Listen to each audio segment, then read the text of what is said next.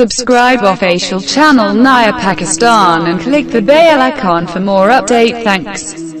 تو چلو دوستو ویڈیو کا آغاز کرتے ہیں۔ دبئی پاک افغان میچ نامناسب رویے پر پاکستان اور افغان کھلاڑیوں کو جرمانے۔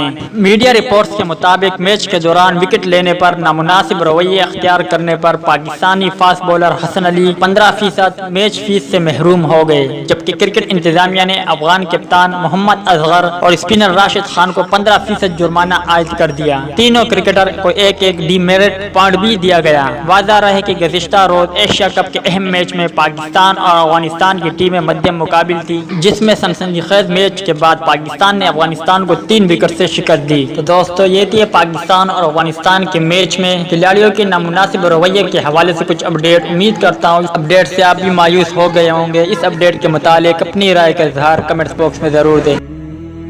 تو دوستو امید کرتا ہوں آپ کو ویڈیو پسند آئی ہوگی، تو لائک کریں، شیئر کریں، سبسکرائب کریں اور بیل آئیکن پر ضرور کلک کریں۔ میری دعا ہے کہ اللہ تعالیٰ آپ کو، آپ کے گھر والوں کو، آپ کے دوست احباب اور رشتہ داروں کو سدا سلامت رکھے، اور اللہ تعالیٰ سے دعا ہے کہ غم آپ کے قریب بھی نہ آئے اور خوشی کے بارش آپ پر ہمیشہ برسے۔